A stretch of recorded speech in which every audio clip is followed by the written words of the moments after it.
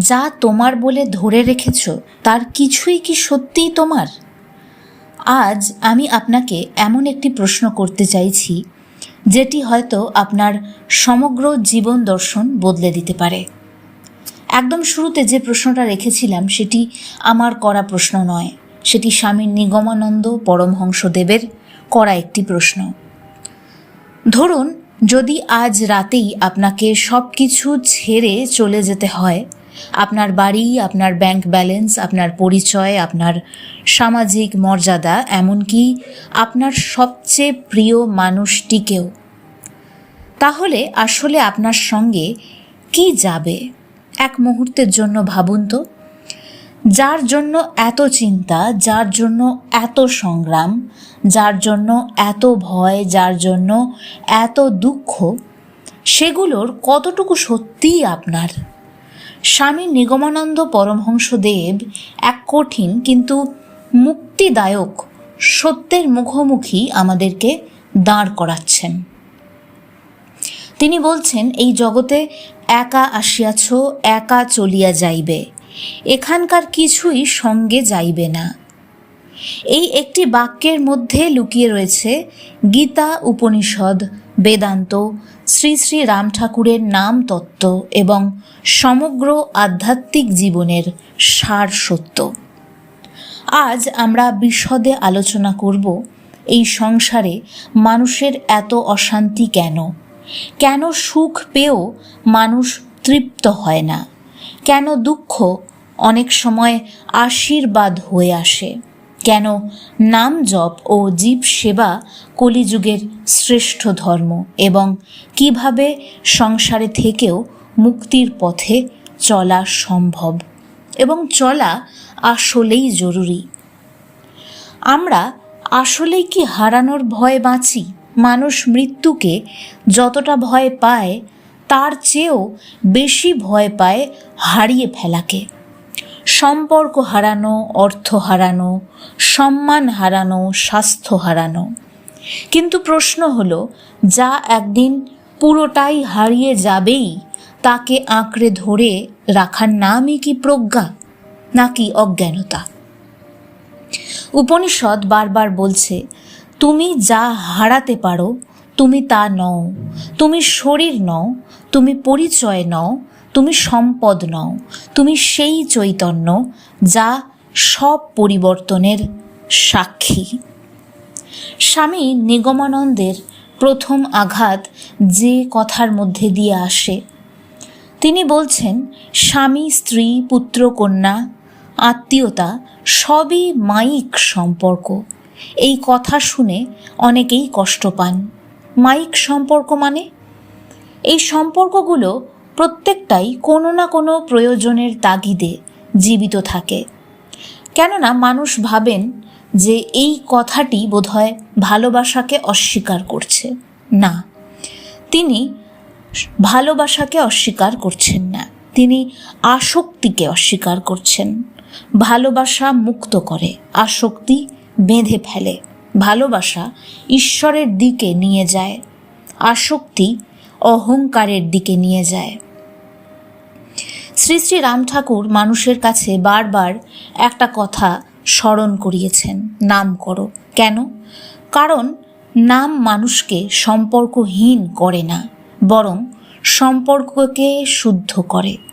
তখন স্ত্রী আর শুধু স্ত্রী থাকে না, স্বামী আর শুধু স্বামী থাকে না, সন্তান আর শুধু সন্তান থাকে না।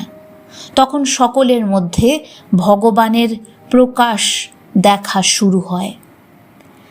একটু শান্তভাবে চিন্তা করে দেখুন তো, এই চিন্তাধারাই কি যে কোনো সঠিক সম্পর্কের আসল ভিত্তি নয়? আপনি সন্তানের জন্য রোজ রান্না করছেন, বা পিতা হিসেবে আপনি সন্তানের জন্যে উপার্জন করছেন।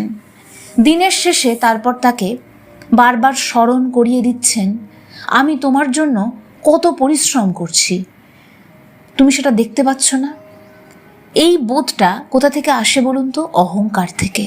আমি জানি এই কথাটি বলে অনেকের মনে আমি আঘাত দিচ্ছি, কারণ সেই সত্যের দিকে আমি নির্দেশ করছি যে সত্য আমরা এড়িয়ে যেতে পছন্দ করি।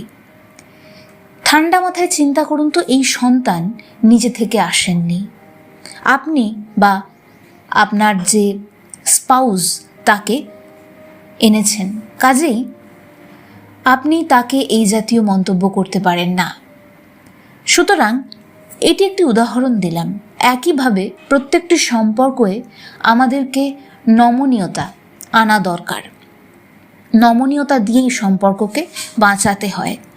আর এই আসল নমনীয়তা তখনই আসে যখন আমরা অহংকার থেকে সরে আসি।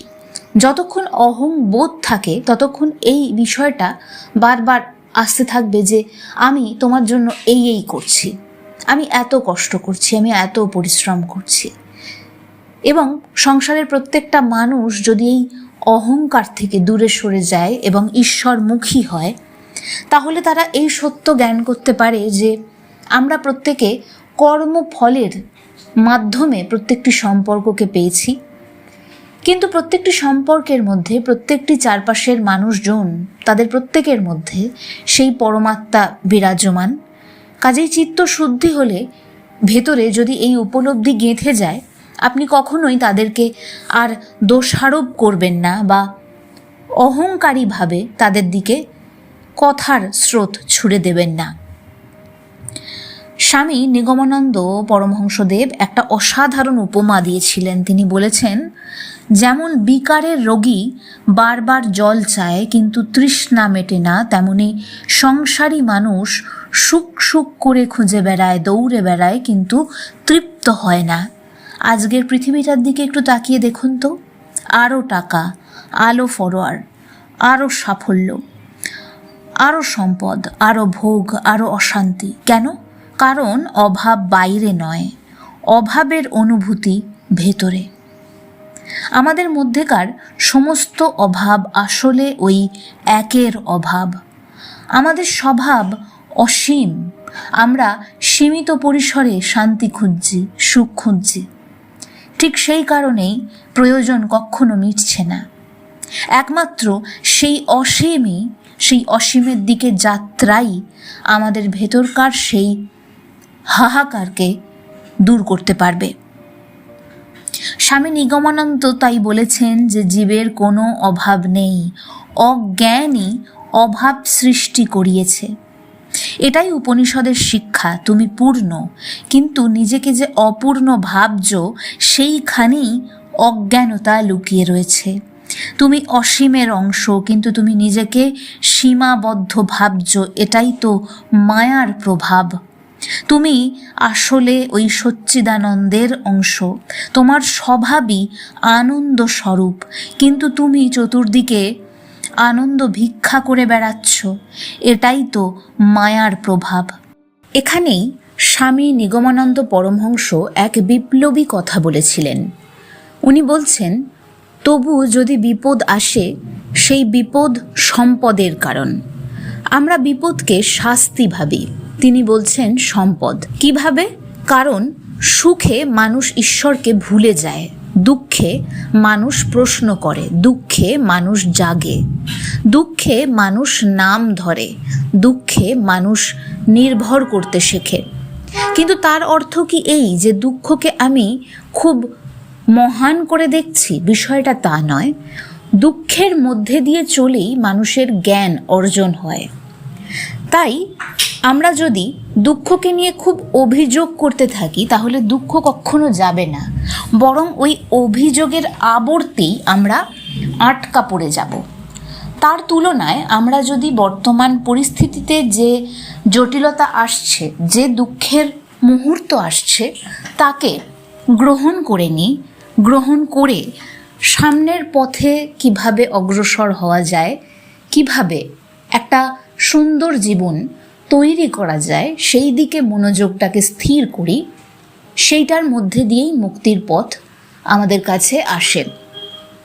আমরা দুঃখ নিয়ে যদি ক্রমাগত অভিযোগ করতে থাকি, সেই অভিযোগের মধ্যে দিয়ে কখনোই মুক্তি আসে না।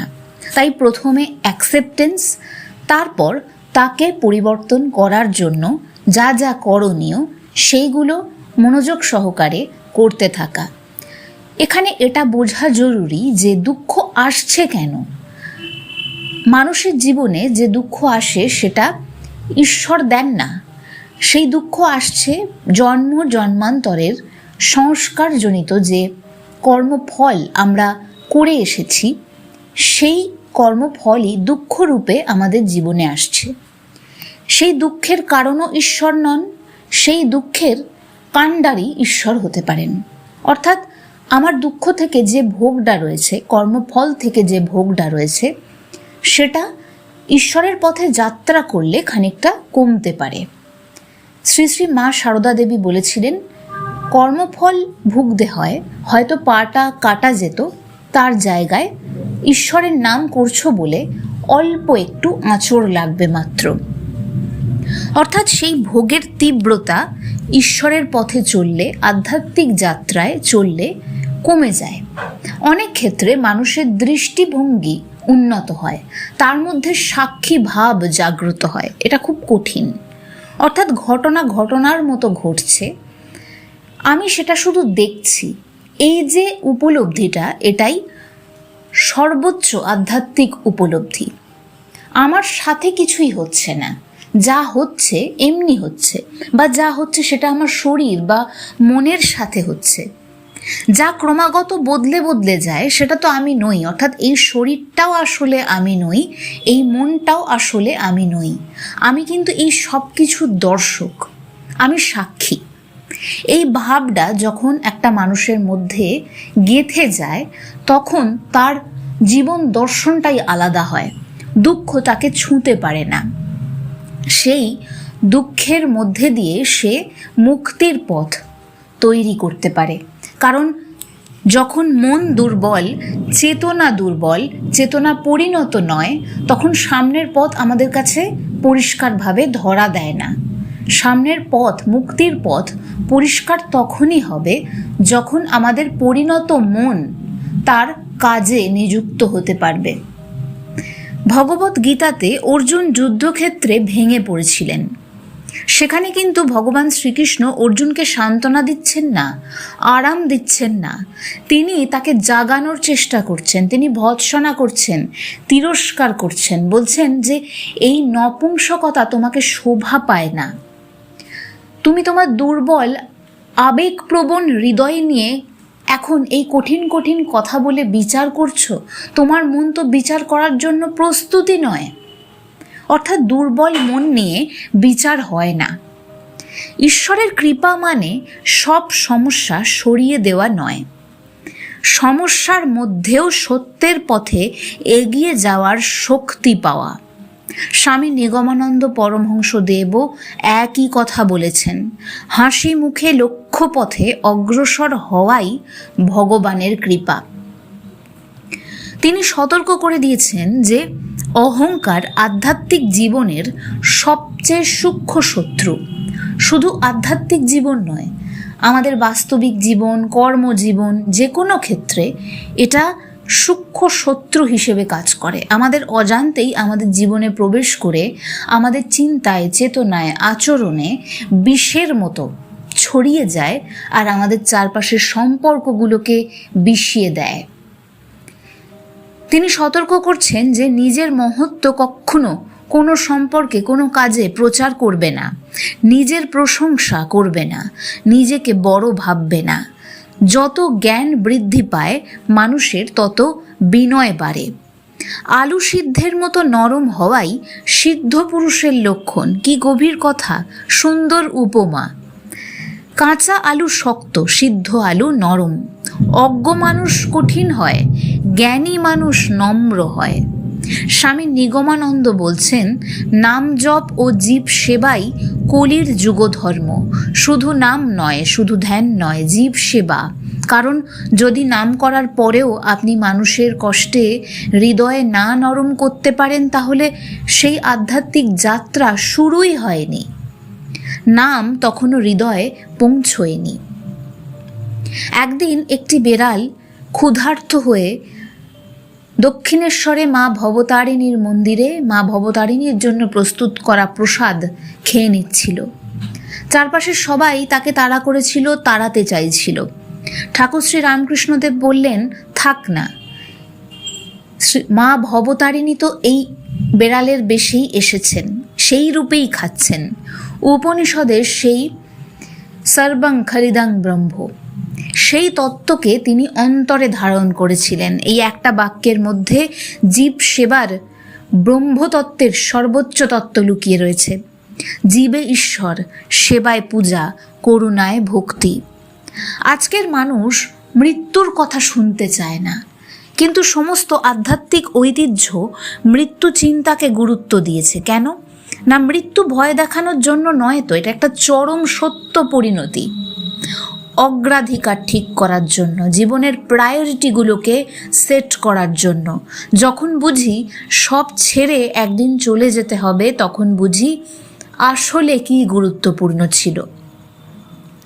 এই এত কথা, এত আলোচনাকে জীবনে ধীরে ধীরে যুক্ত করব কিভাবে?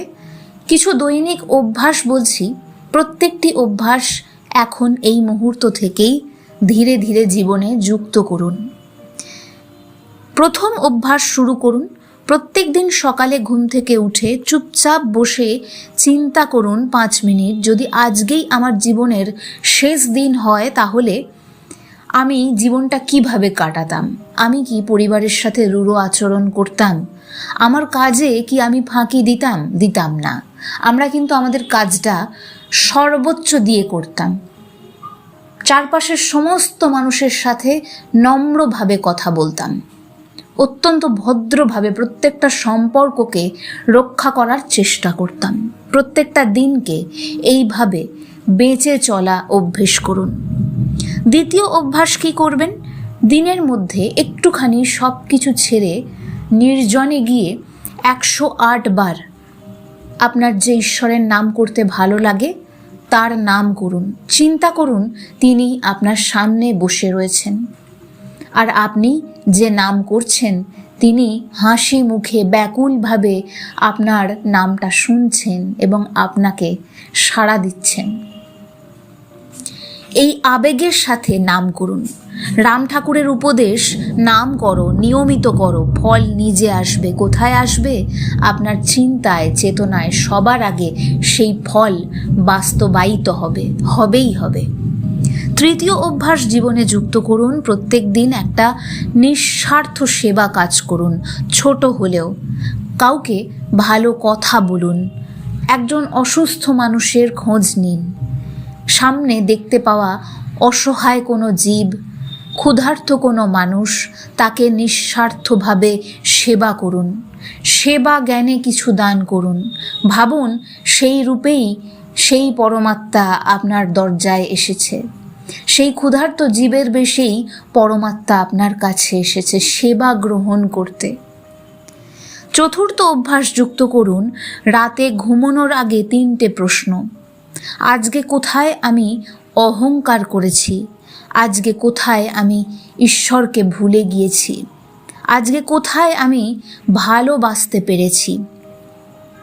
দিনে কয়েকবার থেমে গিয়ে মনে করুন, আমি এই পৃথিবীর সাময়িক অতিথি মাত্র, এই পৃথিবী আমার স্থায়ী বাড়ি নয়। স্বামী নিগমানন্দের সমস্ত উপদেশ শেষ পর্যন্ত একটা জায়গায় এসে মিলে যায়। এই পৃথিবী ভোগের স্থান নয়, জাগরণের স্থান। এই জীবন চিরস্থায়ী নয়, প্রস্তুতির সময়।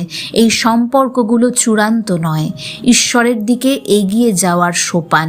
আর তাই তিনি, রাম ঠাকুর, গীতা, উপনিষদ সকলেই এক স্বরে বলছেন, নাম করো, সেবা করো, অহংকার ছেড়ে দাও, বিপদকে ভয় পেও না, ভগবানের উপরে নির্ভর করো। কারণ একদিন যখন সব কিছু পিছনে ফেলে চলে যেতে হবে, তখন ধন যাবে না, খ্যাতি যাবে না, দেহ যাবে না। যা যাবে তা হলো তোমার চেতনা, তোমার ভক্তি, তোমার নাম, তোমার প্রেম। তাই আজ নিজেকে একটা প্রশ্ন করো, আমি কি মায়ার খেলায় শুধুই দৌড়ে বেড়াচ্ছি, নাকি ধীরে ধীরে ঘরেও ফিরছি? যদি ঘরে ফিরতে চাও তাহলে এখন থেকেই শুরু করো। একটা নাম দিয়ে, একটা প্রার্থনা দিয়ে, একটু সেবা দিয়ে, একটু বিনয় দিয়ে। কারণ কলিযুগে পথ জটিল নয়, পথ খুব সহজ। শুধুমাত্র মনোসংযোগ জটিল, তাই স্থিরভাবে বসুন, নিঃশ্বাসের দিকে ফিরে আসুন, আসা যাওয়া লক্ষ্য করুন, ঈশ্বরের নাম করুন, নাম জপ এবং জীব সেবা।